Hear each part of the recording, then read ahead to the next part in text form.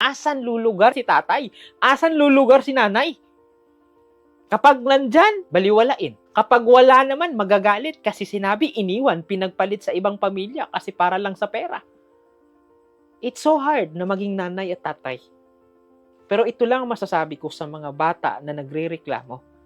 Lalong-lalo na ginagawa ng nanay o tatay niya yung best nila para lang may provide, makakapag-aral, may ipatustos sa pangangailangan nila. Ito lang, hindi lang basihan na ang taong mahal is nasa tabi mo. Hindi lang basihan ng taong mahal, ibig sabihin kasama ka, may birthday ka, nandyan sila. Isa rin sa basihan na mahal nila kayo, it is because they are sacrificing their time and life sa ibang bansa para lang what? Makapag-aral kayo. Ang sakit lang sa part ng isang tao na nagsakripisyo, gumawa ng paraan para lang yung sardinas dati or yung asin dati ang ulam, ngayon kahit papaano hindi na. Nakaka-Jollibee na, may handa na sa birthday, nakakapag-aral na ng mabuti. May bagong sapatos, may bagong cellphone, ano-ano pang bago. Pero ang masakit lang pakinggan, even though nabigay niya, na-provide niya yung pangangailangan ng mga taong mahal niya, sa Pilipinas, hindi pa rin siya nire-respeto. Hindi pa rin siya ina-appreciate. It is because ang thinking lang nila, iniwan sila ng nanay nila or ng tatay nilang OFW without thinking na ang laki ng sinakripisyo ng isang OFW bago siya nakapunta sa pinuntahan niya. Hindi lahat ng tao kayang maging OFW. Kaya kung naging OFW, kayong maging proud kayo.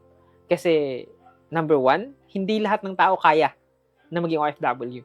Pangalawa, you are doing your best para lang kahit papano, maging okay yung pamilya ninyo. Nakakalungkot. Kasi hindi naman sa hindi rin namang masama na magkatampo. It is because maybe hindi pa naiintindihan ng bata.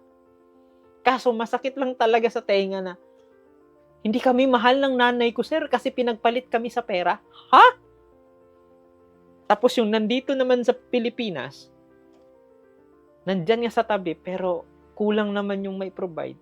Galit na naman yung anak. Asan lulugar yung pamilya? Asan lulugar si tatay? Asan lulugar si nanay? Sir, we don't need no money ni mama. Bot ni mo. We don't need money, ha?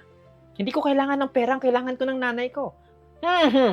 Hindi ako naniniwala sa'yo. Bakit? Kung hindi mo kailangan ng pera ng nanay mo, bakit ka ginagasto? Pabili ka ng pabilitin ng bago.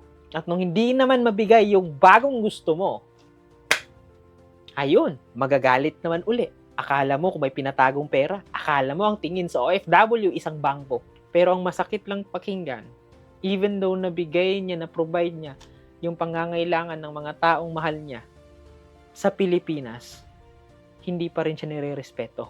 Hindi pa rin siya ina-appreciate.